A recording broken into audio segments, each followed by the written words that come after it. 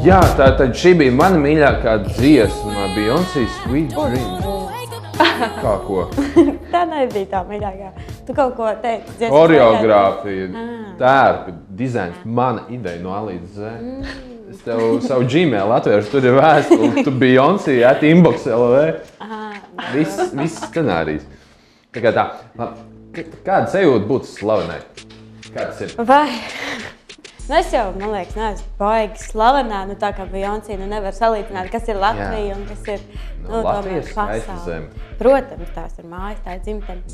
Bet, nu, sajūtas, nu, es nezinu, nav nekas baigi mainījies, tā kā man bija pirms tam. Es varbūt to kaut kā uztver savādāk. Draugos vairāk muļķi raksta? Nu, muļķi mazāk, bet, protams, uzaicinājumi ir ļoti daudz. Viens. Bet, nu, man nesanāk viss apstiprināt un tā kā... Algo cilvēku. Nu, Kā ar jā. Twitterī? Twitterī, jā, sekotāji aug katru dienu. Tev draugos ir mūzikas profils taču. Jā, arī fani. Iet uz augšu. Vēstules arī tur nāk, vai ne? Jā, protams. Uzaicinājums koncertiem. Arī, protams. Nu, ovācijas. Nu, prieks cilvēks ejās. Dzied līdzi, man Doma naktī ļoti daudz. Es nezinu, cik es esmu populāri, jā. Es jau tā to īpaši neredzu starpību, vai ne? Tur no jūras akmens viņu laikā redziet. Nē, es starpību, protams, to visu jau var just, bet nu, tieši kā es kā personība, nu es tā neuzdos reiz. Nē, ne jau par to ir runa, kā panes to, kad atpazīst, tur rāda pirkstu, varbūt autogrāfs prasa tev uz ielas? Nu, uz ielas mazāk, bet pēc koncertiem, protams. Meitenes vai puikas vairāk? Meitenes. Bet ir arī puiši, es starp citu varu pastāstīt tādu kuriozu. Noteikti. Mēs ar 4 ejam bijām, ja nemaldos, Truvienā, mums bija koncerts vai kaut kur citur, es neatceros īsti. Bet mēs dziedājām tur kultūras centrā, koncerts beidzās un parasti pēc koncertiem mēs tikai dalām autogrāfus. Un tad sākās tā autogrāfu dalīšana, tur, protams, viss bērns stāv rindā. Un nu, aizgāja tik tā, kad viens paprasa uz rokas parakstīties. Nākamais jau tā kā uz vēdera. Pēc tam uz pieres. Uz tas tā kā jau stāv augstāk. Nu jā, nu es tā.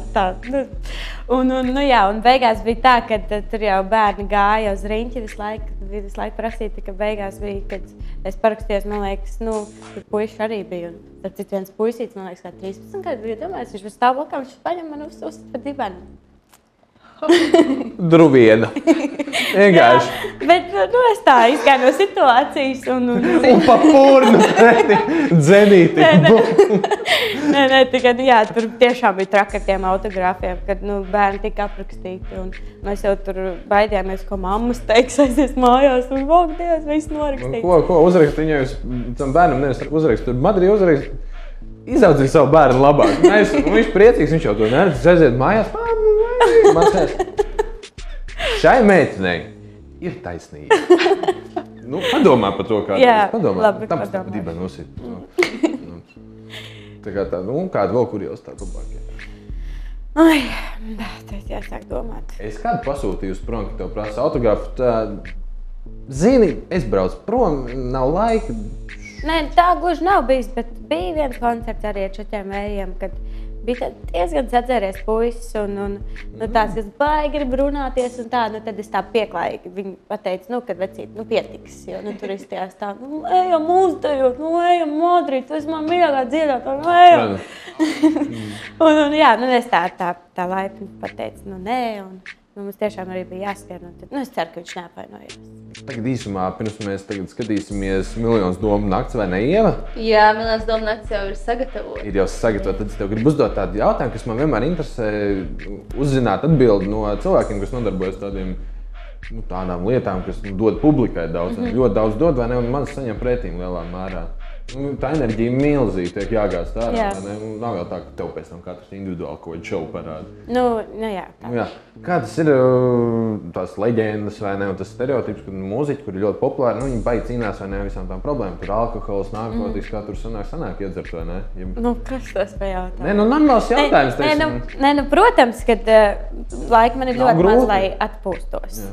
Bet tad, kad es arī aizēju kaut kur atpūsties ar draugiem, tad es tā mierīgi, jo es saprotu, ka tomēr nav vairs tā kā agrāk, kad varbūt nezināja mani, tāpēc, kad tā publiska persona. Un tāpēc ir tā uzmanīga arī tāpat prese ir ļoti daudz kur un tā ar mēru viss tiek darīts. Bet nav tu tik neuztraucies. Lai ko tu darītu presē, tāpēc par saviem izdomās, ko uzrakstīt. Nu jā, protams. Tā kā viss kārtībā. Es domāju, ka uz šīs skaistās Jādzīvo brīvi.